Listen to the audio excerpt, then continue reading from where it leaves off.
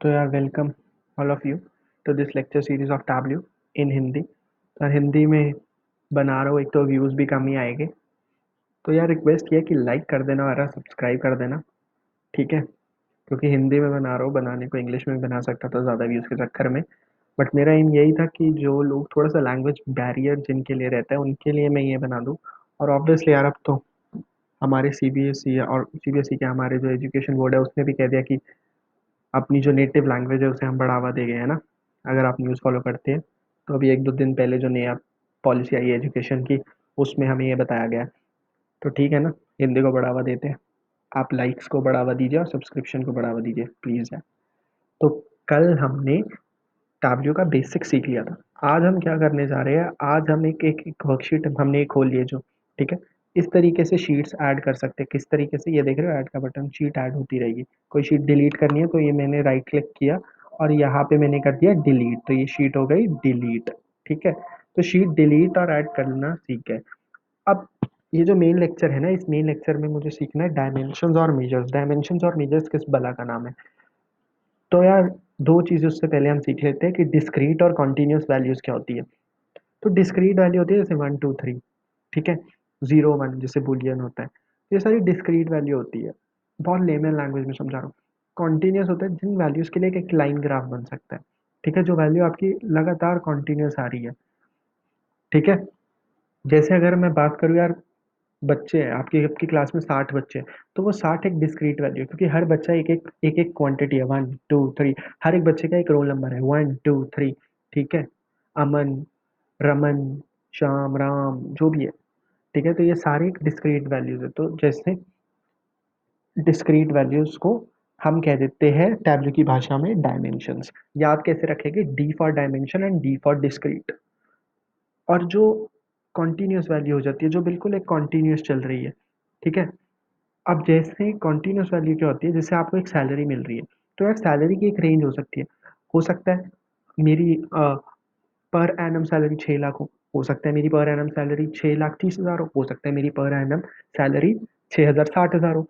तो वो एक रेंज देख रहे हो आप कि 6 लाख से 12 लाख के बीच में कितने कॉन्टिन्यूस नंबर हो सकते हैं। ऑल्दो रोल नंबर भी नंबर ही थे, बट रोल नंबर क्या था, 1 2। रोल नंबर ऐसे थोड़ी ना हो सकता 2.33, लेकिन 2.33 lakh can be your salary, है ना। वो सैलरी हो सकती है आपकी। तो सैलरी को मैं कॉन्टिन्यूस में रख लेता हूँ और वो जो रोल नंबर है उसे मैं डिस्क्रीट में रख लेता हूँ। ये मैंने आपको एग्जांपल से डिस्क्रीट और कॉन्टिन्यूस से फ़र्क बता दिया।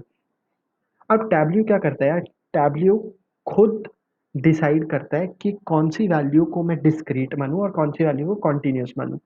तो जिस वैल्यू को वो डिस्क्रीट मानता है उसे वो डायमेंशंस में रख लेता है। ये चीज़, ये जो ऊपर देख रही है, ये लाइन देख रहे हो, एक सिंगल एक बड़ी लाइट सी लाइन अगर दिख रही हो तो, ठीक है, जो ऑर्डर के ऊपर है और ये मेजर नेम्स के नीचे है। तो वो क्या करता है टैब्ल्यू, उन वैल्यू को डिवाइड कर लेता है। ये जो ऊपर वैल्यू है, all of these are discrete value और इन्हें हम टैब्ल्यू की भाषा में कहते हैं डायमेंशंस। याद कैसे रखना है, डी फॉर डायमेंशन और डी फॉर डिस्क्रीट। जो कि कॉन्टिन्यूस वैल्यू हो जाती है उन्हें हम कह देते हैं मेजर्स। तो सिंपल ये होता है। लेकिन कई बार ना टैब्ल्यू गलती कर देता है। टैब्ल्यू गलती ऐसे कर देता है जैसे कि मैंने अभी अभी आपको समझाया कि ये जो सैलरीज वगैरह होती है, ये सारी क्या होगी, ये सारी कॉन्टिन्यूस वैल्यू होगी। अगर ये कॉन्टिन्यूस होनी है तो ये मेजर्स में आनी चाहिए। तो ये मेजर्स में अगर ये पेड, जैसे ये पेड वेज है, पेड वेज सबमिटेड या पेड वेज पर ईयर, तो ये कहाँ आनी चाहिए थी।